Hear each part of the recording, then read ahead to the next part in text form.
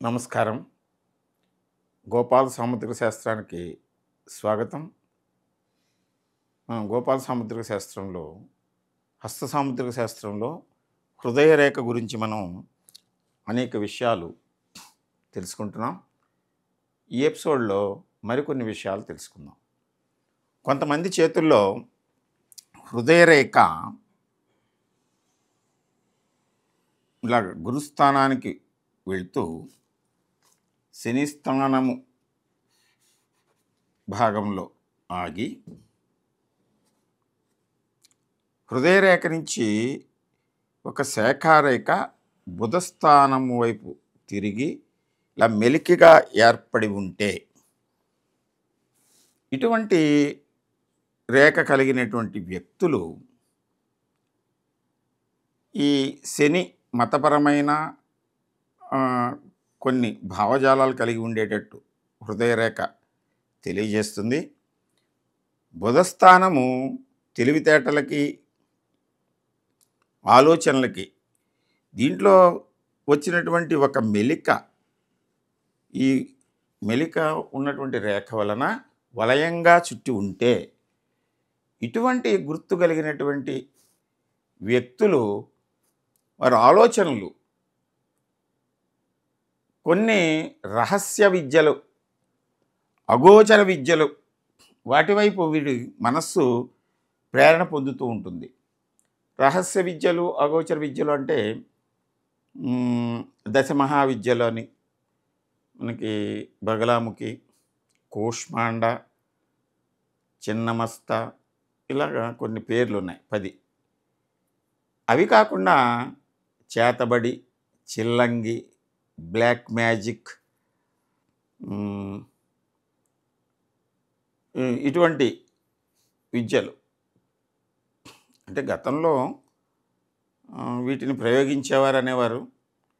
అయితే అవి ఎంతవరకు ఫలితాలను ఇస్తాయనేటువంటిది మనకి నిర్ధారణ కాకపోయినా, ఇటువంటి ఆలోచనలు ఎదుటి వ్యక్తి మీద మనం ప్రయోగించినప్పుడు మానసికమైనటువంటి అంటే హిప్నోటిజం, చేతబడి, ఇలా కొన్ని విద్యల్ని ఈ హృదయరేఖ ఇలా బుధస్థానంలో మెలికలు తిరిగి ఉన్నటువంటి వ్యక్తులు వారు అటువంటి వాటిలో విద్యలో పాండిత్యం పొందాలనేటువంటిది, గుప్త విద్యలు, ఇటువంటి తాంత్రిక విద్యలు, మంత్రతంత్రాలతోటి ఈ ప్రయోగాలు చేసేటువంటి వ్యక్తులు చేతుల్లో సాధారణంగా ఇటువంటి గుర్తు మనకి కనిపిస్తూ ఉంటుంది. అగోచర విద్యలు అంటాము, అగోచర విద్యలు. కొంతమంది చేతుల్లో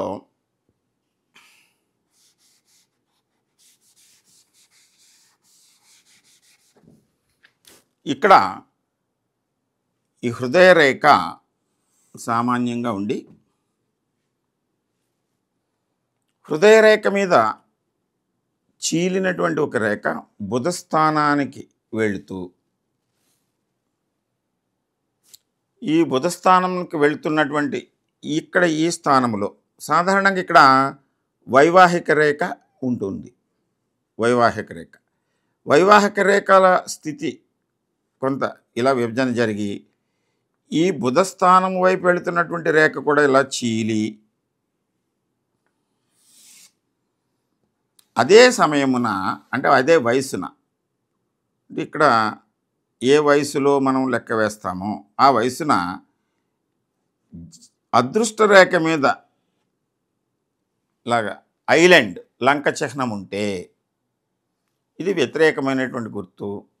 ఇది వైవాహిక సంబంధాలని, ఇది ప్రేమ, అనురాగము, ఆప్యాయతల్ని తెలియజేసేటువంటి హృదయరేఖ శాఖ చీలటం వలన అదృష్టం మీద అదృష్టరేఖ ఐలాండ్ కలిగి ఉండటం వలన అదృష్టాన్ని కోల్పోతూ, ఇటువంటి వ్యక్తులు భార్యాభర్తలు అన్యోన్యత కొంత లోపించటం వలన వైవాహిక సంబంధాలు కొంచెం ఇబ్బందికరమైనటువంటి పరిస్థితుల్లో ఉండటం వలన అదృష్టాన్ని కూడా కోల్పోయే విధంగా ఇటువంటి జాతకులు ప్రవర్తిస్తూ ఉంటారు. ఇటువంటి గుర్తులు మనకి కనిపించినప్పుడు స్త్రీలైనా పురుషులైనా రెండు చేతుల్లో కూడా మనం వీటిని గమనించవలసినటువంటి ఆవశ్యకత ఉంటుంది. ఎప్పుడు కూడా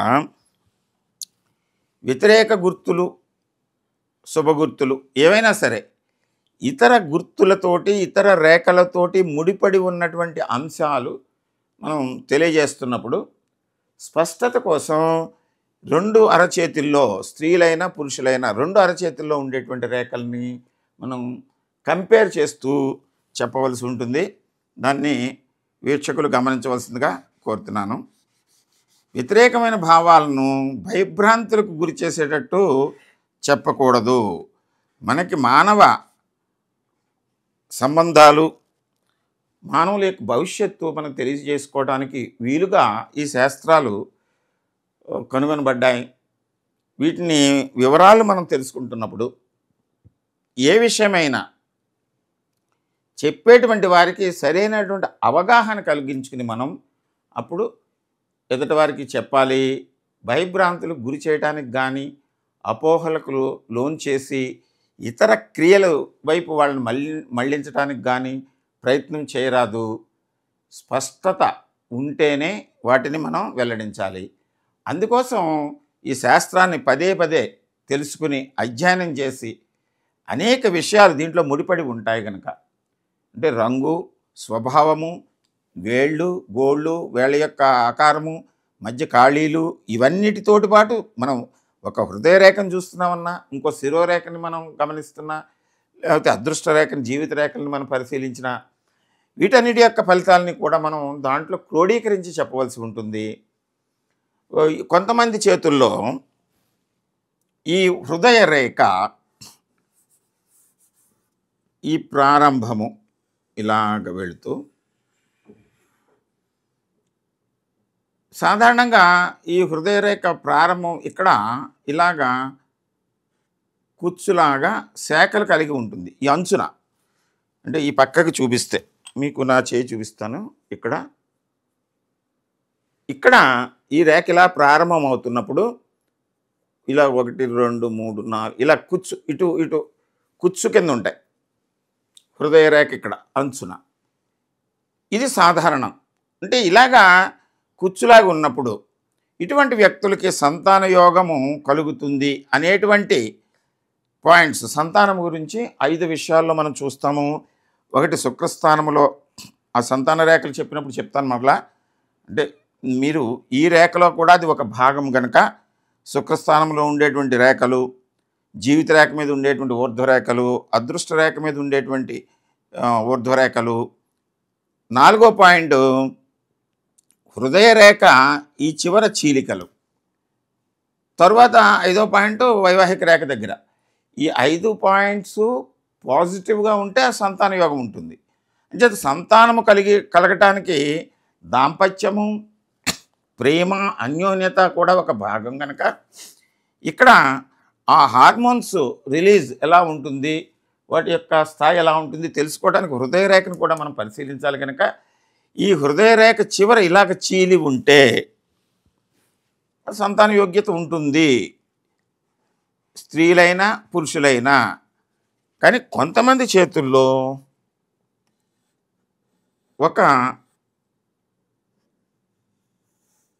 ఇలాగ రేఖ ఇలాగ ఫుల్ స్టాప్ పెట్టినట్టు ఇటు దీనికి ఏ రకమైనటువంటి శాఖలు లేకుండా, ఈ పక్కన ఇక శాఖలు లేకుండా, కుచ్చులా లేకుండా, కనీసం 1, 2 శాఖలు కూడా లేకుండా ఒక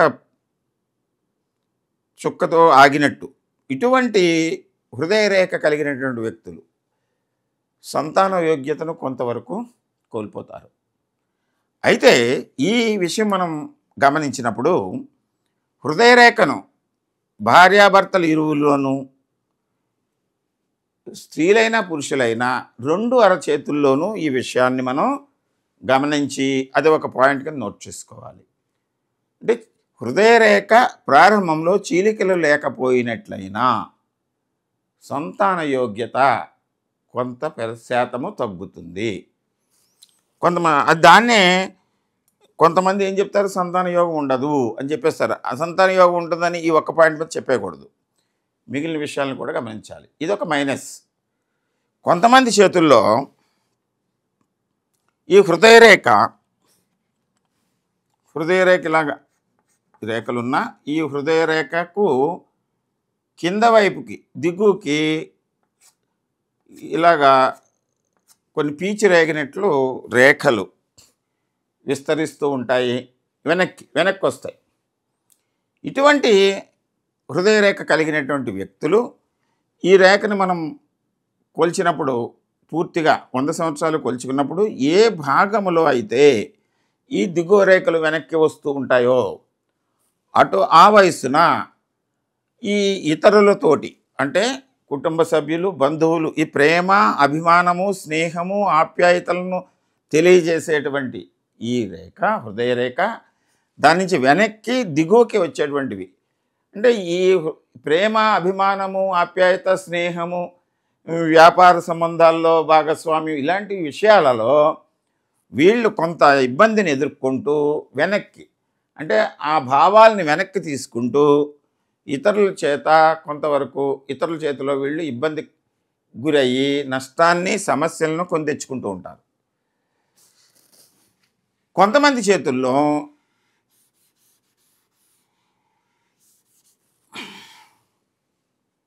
ఇక్కడ ఈ హృదయరేఖ ఇలాగ సామాన్యంగా ఇలా ఉంటూ దీని సహజ స్థితిలో ఉంటూ ఈ హృదయరేఖ నుంచి ఒక శాఖ ఇలాగ చీలి బుధస్థానము, బుధవేలు మధ్య మూడవ పర్వంలోకి చొచ్చుకు వెళ్ళినా అంటే ఇది కంటిన్యూస్గా ఉండాలి, ముక్కలుగా లేకుండా కంటిన్యూస్గా ఉంటే ఇటువంటి వ్యక్తులు విపరీతమైన ప్రమాదకరమైన ఇతరులకు ఇబ్బంది కలిగించేటువంటి ఆలోచనలను చేస్తూ ఉంటారు వీళ్ళు.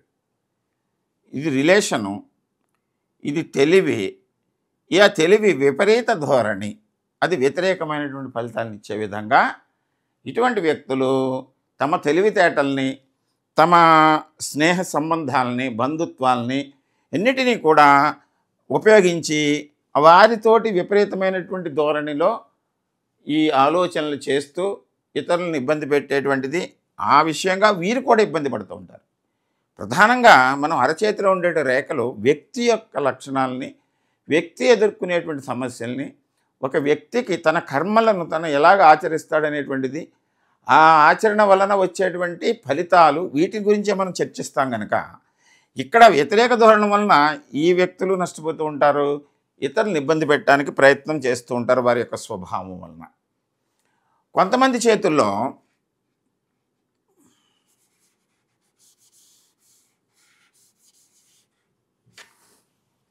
ఈ హృదయరేఖ ఇలా సహజంగా గురుస్థానానికి వెళుతూ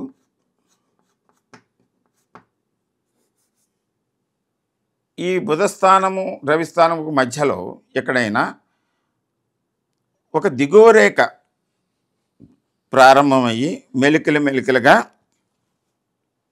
ఇలాగ చంద్రస్థానానికి తిరిగి ఉంటే, చంద్రస్థానాన్ని చేరి ఉంటే, ఈ చంద్రస్థానము సాధారణంగా ఊహలు, ఆలోచనలు, మానసిక స్థితిని తెలియజేస్తూ ఉంటుంది. హృదయరేఖ relation, friendship, love and affection తెలియజేస్తూ ఉంటుంది. దీని నుంచి దిగువకు వచ్చినటువంటి రేఖ ఇటు బుద్ధి, కుశలతను, ఇది రవిస్థానము, వారికి ఉండేటువంటి పలుకుబడిని, వీటిలన్నిటినీ కూడా ఉపయోగించి అయితే ఇవి వ్యతిరేక భావాలకు వెళ్తాయి. ఇవన్నీ కూడా ఎప్పుడైతే మెలికలుగా ఉందో, స్ట్రైట్ లైన్ వస్తే అంటే ఒక ప్లెయిన్ రోడ్ మీద వెళ్తున్నాం అనుకో, ప్రయాణం సులువుగా జరుగుతుంది. ఇలా వంకరలు టింకర్లుగా ఉన్నప్పుడు ఆ భావాల్లో కూడా మెలికలు తిరిగి సహజంగా సున్నిత భావాల్ని వ్యక్తం చేసేటువంటి ఈ చంద్రస్థానము, ఈ హృదయరేఖ దిగువ రేఖ అవ్వటం ఒకటి వ్యతిరేక భావం, వంకరగా ఉండటం ఒకటి, అది క్రూర స్వభావం కూడా తెలియకుండా చంద్రస్థానం ఇది. అది కుజస్థానానికి వెళ్తే క్రూర స్వభావం స్పష్టంగా వెల్లడైపోతుంటుంది వాళ్ళ మనసుల్లో ఉండేటువంటి భావన. ఇక్కడ ఏమిటంటే మృదువుగా కనిపిస్తారు, అంతర్గతంగా క్రూరమైనటువంటి భావాలను వీళ్ళు వ్యక్తం చేస్తూ ఉంటారు. ఒక రకంగా చెప్పాలంటే ఇటువంటి వ్యక్తుల్ని తడిగుడ్డతోటి గొంతు కోస్తారంటారు చూసారా, అంటే నొప్పి తెలియకుండా ఇతరులని ఇబ్బంది పెడుతూ ఉంటారు. అటువంటి భావజాలం కలిగి ఉంటారు. ఇటువంటి వ్యక్తులు ఆ, అరుదుగా కనిపిస్తూ ఉంటారు. ఇలా ఉన్నప్పుడు మనం మళ్ళీ వాళ్ళ యొక్క ఇతర లక్షణాలని, రెండు చేతుల్లోనూ ఉండేటువంటి రేఖలను కూడా చూడవలసి ఉంటుంది. ఈ విధంగా చంద్రస్థానము మనస్సుని, మృదుత్వాన్ని చెప్పినా అక్కడికి వెళ్ళేటువంటి మెలికలు ఎప్పుడైతే ఉన్నాయో హృదయం నుంచి వచ్చేటువంటి దిగువ రేఖలు వాటి యొక్క స్వభావాన్ని మార్చుకుంటాయి. ఈ విధంగా మనం హృదయ రేఖను మరికొన్ని రేఖలు ఇంకా మనం తదుపరి ఎపిసోడ్లో తెలుసుకుందాం. అంతవరకు ఈ గోపాల్ సాముద్రిక శాస్త్రాన్ని అధ్యయనం చేయండి. మీరు స్పష్టంగా ఈ విషయాలన్నింటినీ తెలుసుకోవడానికి, అధ్యయనం చేయడానికి ఈ ఛానల్ని సబ్స్క్రైబ్ చేసుకోండి. మీ బంధువులు, స్నేహితుల చేత సబ్స్క్రైబ్ చేయించండి. మీరు కూడా పరిశీలించి, ఎక్స్పీరియన్స్ కావాలి దీనికి మెయిన్గా. అనేక హస్తాలను పరిశీలిస్తూ వాటిని కంపేర్ చేస్తూ చూడవచ్చు. చూడటం వలన మీ పరిజ్ఞానాన్ని పెంచుకోవచ్చు, ఇతరులకు సలహాలు ఇవ్వచ్చు. అపోహల నుండి ముందు మనం బయటపడవచ్చు. దీనికి ఏదో లోపం ఉంది, ఏదో చేయాలనేటువంటి దాని నుంచి వెనక్కి వచ్చి మనల్ని మనం తెలుసుకుని మన భవిష్యత్తుని మనం నిర్మించుకోవచ్చు. మన కుటుంబ సభ్యులు, స్నేహితుల యొక్క భవిష్యత్తుని మనం కొంచెం సరైన మార్గంలో వెళ్ళడానికి ప్రోత్సహించవచ్చు. ఇది అధ్యయనం చేయాలంటే గోపాల్ సాముద్రికం గ్రంథాన్ని, అరచేతుల జీవిత రహస్యాల గ్రంథాన్ని మీరు కొనుగోలు చేసుకుని వాటిని స్టడీ చేయొచ్చు. అంతవరకు ఈ ఛానల్ని సబ్స్క్రైబ్ చేస్తూ వాచ్ చేయండి. మరొక ఎపిసోడ్లో మరికొన్ని సమాచారంతో మరి కలుసుకుందాం. నమస్కారం.